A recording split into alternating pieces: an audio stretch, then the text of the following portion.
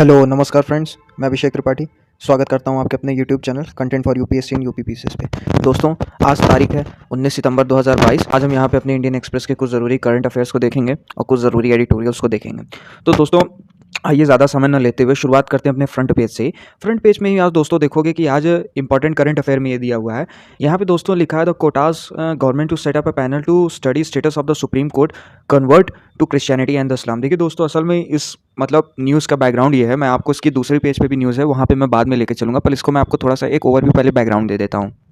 अब देखोगे दोस्तों, मैं लगातार इस न्यूज़ को कवर करते चला आ रहा हूँ कि बीच में एक कंट्रोवर्शियल भी न्यूज़ आई थी कि उस कंट्रोवर्शियल न्यूज़ में ये देखा गया था कि किस तरीके से जो इंडिया में शेड्यूल कास्ट हिंदूज़ थे, उन्होंने अपनी मतलब सोशल स्टेटस की प्रिविलेज के लिए किस तरीके से क्रिश्चियनिटी और मुस्लिम्स में कन्वर्जन किया, मतलब इस्लाम को अपनाया। और इवन कई सारे सिख भी ऐसे थे, उन्होंने भी खुद को कन्वर्ट किया था। आप देखोगे कि एक बार पंजाब में भी अभी कुछ दिन पहले कि मैंने न्यूज़ को कवर नहीं किया था कि पंजाब की सरकार भी काफ़ी इस पर रोकथाम में लगी हुई है कि वहाँ के लोग कैसे कन्वर्जन कर रहे हैं। तो दोस्तों, अब बात यहाँ पे ये आती है कि जो कन्वर्जन हुआ है, इस कन्वर्जन से कितना उनको सोशल और इकोनॉमिक अपलिफ्टमेंट मिला है। ठीक है दोस्तों, अब अभी एक तरफ कुछ दिन पहले तो ये बातें चली आ रही थी कि उनको शेड्यूल कास्ट का प्रिविलेज देना है कि नहीं देना है, जिन्होंने हिंदू को छोड़ के मतलब अपने रिलीजन को छोड़ के दूसरे कास्ट की प्रैक्टिसेस को करने लगे हैं, दूसरे रिलीजन के प्रैक्टिसेस को करने लगे हैं।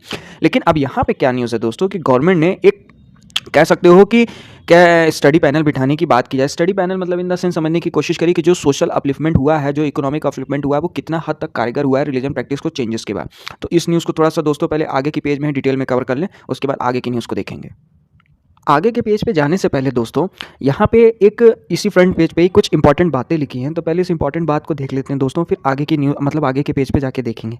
यहाँ पे दोस्तों लिखा है the constituent order 1950 under the article 341 stipulates that the no person professing a religion different from Hinduism, Sikhism और Buddhism can deem to be a member of schedule caste. तो वही वाली बात है दोस्तों कि यहाँ पे हिंदुस्तान में 1950 में जो आर्टिकल 341 था, शेड्यूल कास्ट का जो अमेंडमेंट था, उसमें ये कहता है कि कोई भी पर्सन हो, वो कोई भी रिलीजन को करता है, चाहे वो हिंदू है, कोई भी रिलीजन की प्रैक्टिसेस को करता है, लाइक हिंदुज़म, सिखिज़म और Buddhism can deem to be a member of schedule caste, मतलब वो शेड्यूल कास्ट ही माना जाएगा। मतलब इन द सेंस समझने की कोशिश करिए कि अगर आपने अपना कन्वर्जन भी कर लिया है, मान के चलिए जैसे आप हिंदू में हो और आप अपने कन्वर्जन भी कर रहे हो इकोनॉमिक अपलिफ्टमेंट के लिए। देखिए दोस्तों, आज में करंट टाइम में क्या है कि रिलीजन की जो दूसरे रिलीजन को आदमी धर्म अपनाता है ना, ये मनी प्रॉफिट के लिए करता है। आप देखोगे कि आए दिन ऐसे केसेस सुनने को मिलते हैं कि क्रिश्चियनिटी को लोग अपना ले रहे हैं। क्यों अपना ले रहे हैं? क्योंकि वो प्रैक्टिस करने के लिए पैसा दे रहे हैं। लेकिन उसके बावजूद भी अगर शेड्यूल कास्ट का बंदा जो कि हिंदू कन्वर्जन में रहा हो, जो हिंदुज़म के पहले प्रैक्टिस करता हो, शेड्यूल कास्ट में रहा हो, वो दूसरे में कन्वर्ट करेगा, उसका वही स्टेटस होगा कास्ट सेंसस के हिसाब से। कास्ट सेंसस मतलब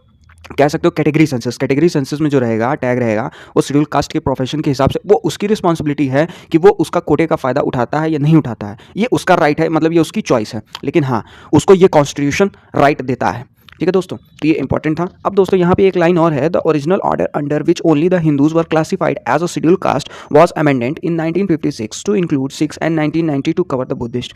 तो दोस्तों, सबसे पहले 1956 में इसमें खाली हिंदू को ही कंक्लूड किया गया, बाद में 1990 में बुद्धिस्ट को भी कवर किया गया। ठीक है दोस्तों, तो ये थोड़ा सा मेंस के पॉइंट ऑफ व्यू से इंपॉर्टेंट हो जाता है, तो इसको थोड़ा सा डिटेल में आप इन चीज़ों को देख लीजिएगा, सुन लीजिएगा, पॉज करके भी कहीं नोट्स बना के देख लीजिएगा। ठीक है दोस्तों, अब थोड़ा सा आगे इसको डिटेल में कवर कर लेते हैं। अब दोस्तों, पहले पेज की न्यूज़ को यहाँ पे हम डिटेल में देखेंगे। यहाँ पे दोस्तों आप देखोगे कि यहाँ पे कुछ बातें इंपॉर्टेंट हैं। इंपॉर्टेंट में मतलब आप देखोगे कि एक आर्गुमेंटिंग पॉइंट है। आर्गुमेंटिंग पॉइंट को समझने की कोशिश करो। यहाँ पे ये बात लिखी जा रही है, आप देखोगे दोस्तों कि जब मंडल का कमीशन आया तो किस तरीके से पिछड़े वर्ग का जो आरक्षण है 27%, वो हिंदू के लिए और मुसलमान के लिए लगभग बराबर ही रहा। ठीक है, चाहे कोई भी हिंदू हो, उसने इस्लाम की प्रैक्टिस को अपनाया हो, अगर ओबीसी कैटेगरी का रहा हो, तो उसके कह सकते हो कि जो कैटेगरी थी, जो ओबीसी की कैटेगरी का बेनिफिशियल जो था, जो बेनिफिट था, वो उसने बाकायदे लिया। लेकिन आप देखोगे दोस्तों, तो यहाँ पे यही मामला चल रहा है कि अब क्या करा जा रहा है कि यूनियन कैबिनेट की 3-4 लोग की मेंबरशिप बनाई जा रही है, मतलब एक कमेटी पैनल बनाया जा रहा है, इसमें यूनियन कैबिनेट्स के ही मेंबर होंगे, 3-4 लोग के ही पैनल होगी। उसमें क्या होगा दोस्तों कि एक स्टडी की जाएगी। स्टडी में इन द सेंस समझने की कोशिश करो कि उस स्टडी में आप देखोगे कि मामला क्या है कि जैसे आप देखोगे कि, क्योंकि मैं आपको डिटेल में दिखाता हूँ।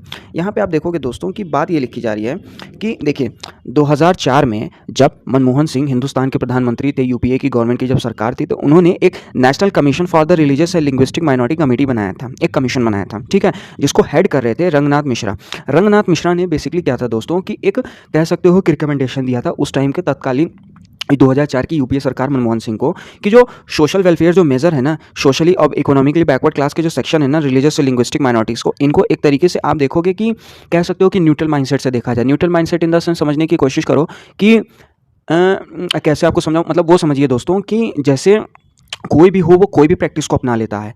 अब उसके बाद उसने प्रैक्टिस को अपनाया, वो अलग बात है कि उसने सोशल मतलब समाज की तंगी की वजह, आर्थिक तंगी की वजह से, या समाज में उसको लोग हीन भावना से देखते थे उस वजह से अपनाया, वो बात की बात है। लेकिन उसके बाद क्या उसमें प्रोग्रेस आया, वो भी हमको मेज़र करना बहुत ज़रूरी है। तो उस वो बेसिस भी हमको, मतलब उसका भी हमारे पास एक सेंसस डेटा होना चाहिए। ठीक है दोस्तों, तो अब यहाँ पे अंतिम में कुछ बातें लिखी हैं। Sources in the ministry of the minority affairs set the latest proposal to set up a commission was a necessity by the thinking that while the issue is of prime importance, there is no definitive data available to study its various facts and right at a clear position. तो वही वाली बात है दोस्तों कि ministry of the minority affairs ने basically क्या है कि एक प्रपोजल रखा है कि एक कमीशन का सेटअप किया जाए जो बेसिकली इस प्राइम इंपॉर्टेंस की थिंकिंग को, मतलब ये जो प्राइम सोशल इशू है ना, इस पे बाकायदे क्या कर सकते हैं कि एक डेटा अवेलेबिलिटी बनाए तैयार की जाए कि कितना अपलिफ्टमेंट हुआ कि आप अपने धर्म को छोड़ के दूसरे धर्म को अपना रहे हो, तो कितना आपके अंदर सोशल इकोनॉमिक अपलिफ्टमेंट हुआ। ठीक है दोस्तों, उसी के बेसिस पे ये पैनल बनेगा, जो पैनल बनेगा उसी के रिकमेंडेशन पे, ये तर्ज पे ये देखा जाएगा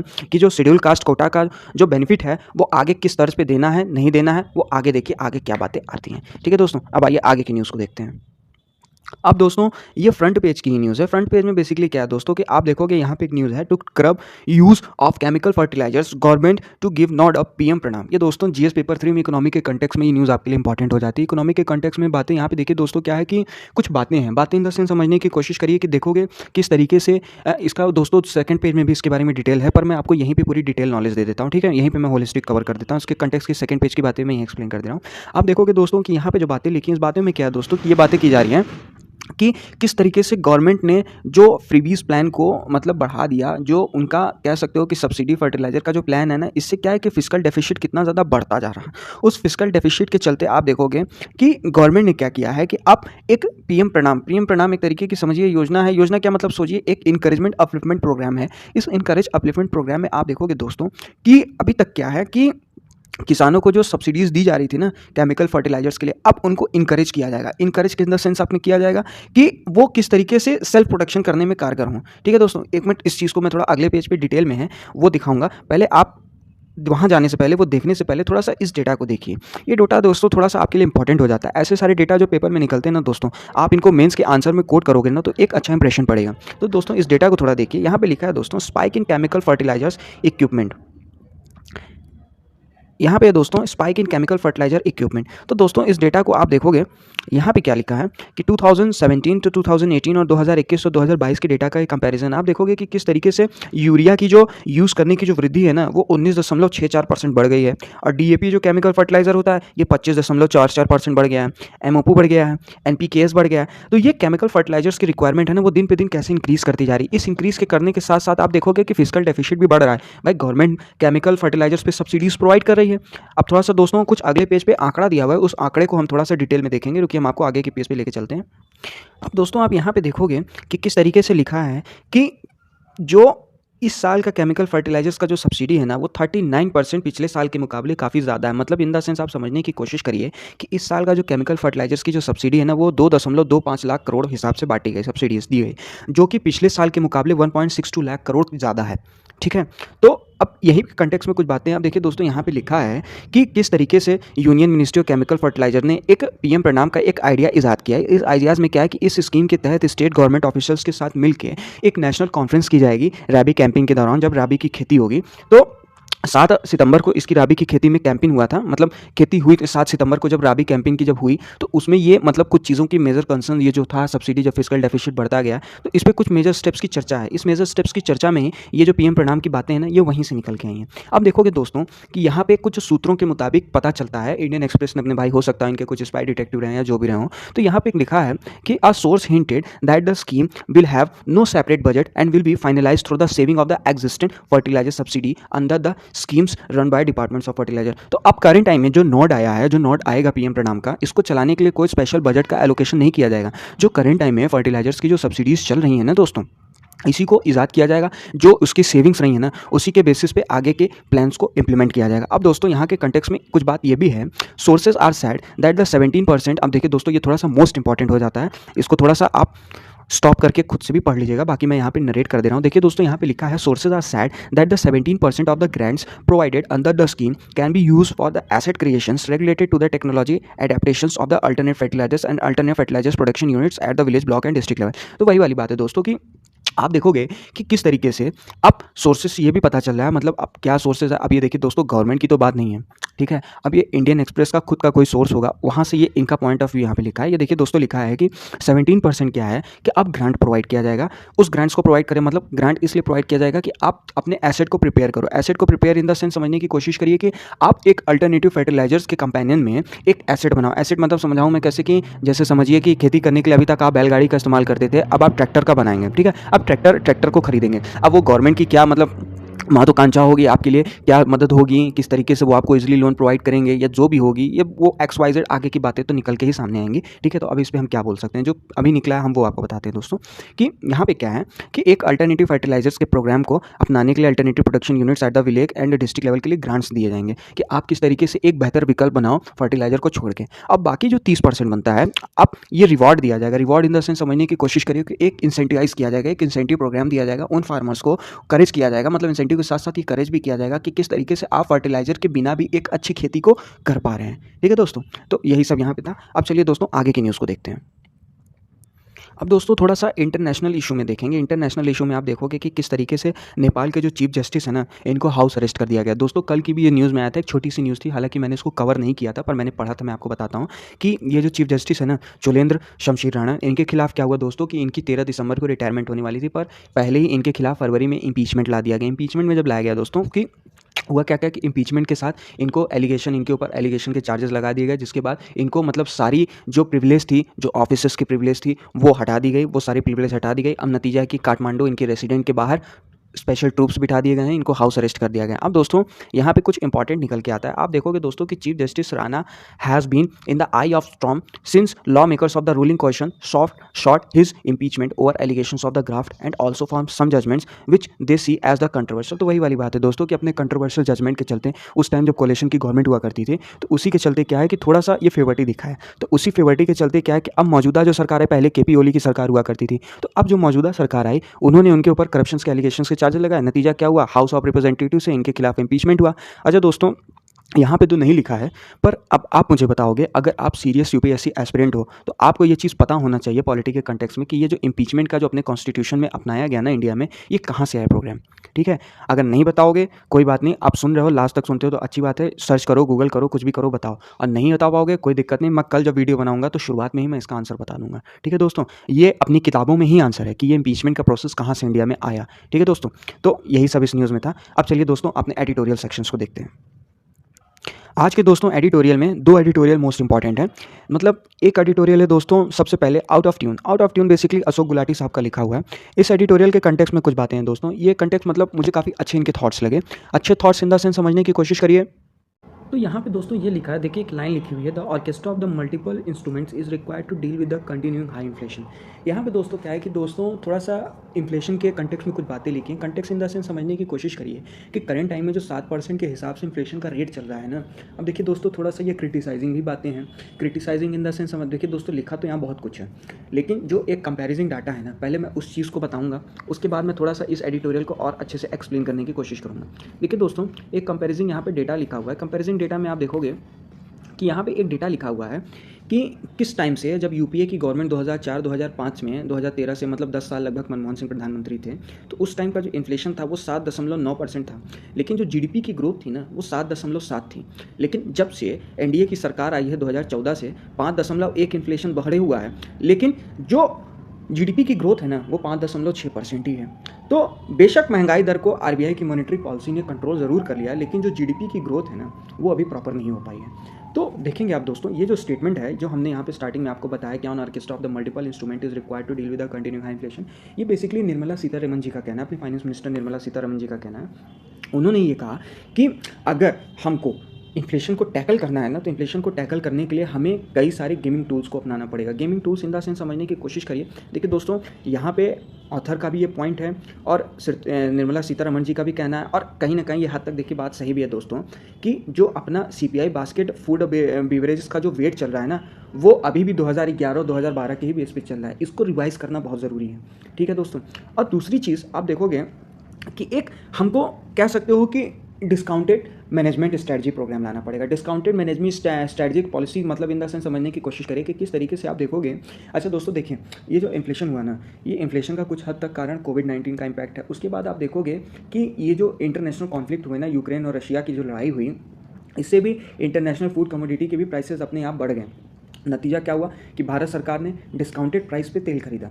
तो कहीं ना कहीं ये भी इन्फ्लेशन को टैकल करने के लिए ये एक अच्छी नीति है। अब दोस्तों देखिए, लिखा यहाँ बहुत कुछ है, पर जो इंपॉर्टेंट बात है इन्फ्लेशन को टैकल करने के लिए जो आप कहीं पे यूज़ कर सकते हो, जीएस पेपर के कंटेक्स्ट में इस स्टेटमेंट को कहीं यूज़ कर सकते हो, वो दोस्तों मेन काम की बात देखिए यहाँ पे जो लिखी हुई है। सबसे बड़ी बात यहाँ पे लिखी हुई है कि पहले freebies public policy has been reoriented from the freebies to the rural area investment with a focus to create a more and highly productive jobs, better rural infrastructure, improving the competitiveness of the agriculture, agro-based industry and the MSME sector।